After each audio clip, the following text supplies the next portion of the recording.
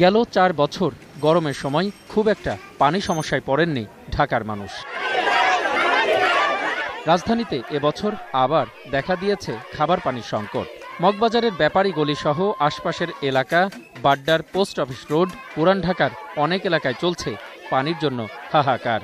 আমি গত 2 দিন যাবৎ গোসল না করে আছি। ময়লা আসছে, ছোট ছোট পোকা আসছে, পানি যদি না থাকে তাই আমরা চলমু কেমনে? বাচ্চাদের ময়লা পানি খাওয়ায় আরো ডায়রিয়া, নানান রোগ ছড়াইতেছে। আমরা সপ্তাহে একদিন 100-150 টাকা খরচ পাই, আমরা কিভাবে পানি কিনবো, কিভাবে খাবো? আমরা অনেকবার জানাইছি ওয়াসার লাইনকে, কিন্তু তারা কোনো ব্যবস্থা নিচ্ছে না। একটা বাচ্চা মারা গেছে পানির জন্য, আমরা মাটিও দিতে পারি না, লাস্টে দিয়ে ফিল্টার পানি কিনা তাকে গোসল করে দাফন করতে হয়েছে। ক্ষুব্ধ ভুক্তভোগীদের অভিযোগ, ফোন করে কিংবা সরাসরি ঢাকা ওয়াসাকে জানানোর পরও মিলছে না সমাধান। এই অবস্থায় নগরবাসীর প্রাত্যহিক জীবনের রুটিন গেছে বদলে।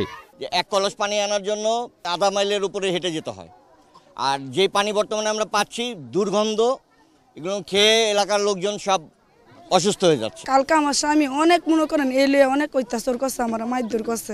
ঘরে এক ফোঁটা পানি নেই, কাজ করে এক গ্লাস পানি খাইতে পারে না, 4টা ভাত খাইতে পারে না। যদি গাও গোসল না করতে পারি, আমাদের তো আল্লাহ আছে, খোদা আছে, মরতে হবে না। যে আমাদের নামাজ আছে, রোজা আছে, কালাম আছে না? আমি হিজরায় ওনার কাছে আবেদন করেছি, সরকারের কাছে আবেদন করেছি, এটা যেন ওনারা গুরুত্বপূর্ণ কাজটা করে। আমরা পানি চাই, আর কিছু সরকারের কাছে আমরা চাই না। তবে সমস্যা সমাধানের চেষ্টা চলছে, এমন দাবি ঢাকা ওয়াসার। যখন কিছুটা সমস্যা হয় সেটা আমরা ফিল করি, তবে আমাদের কোনো মেজর সমস্যা নেই।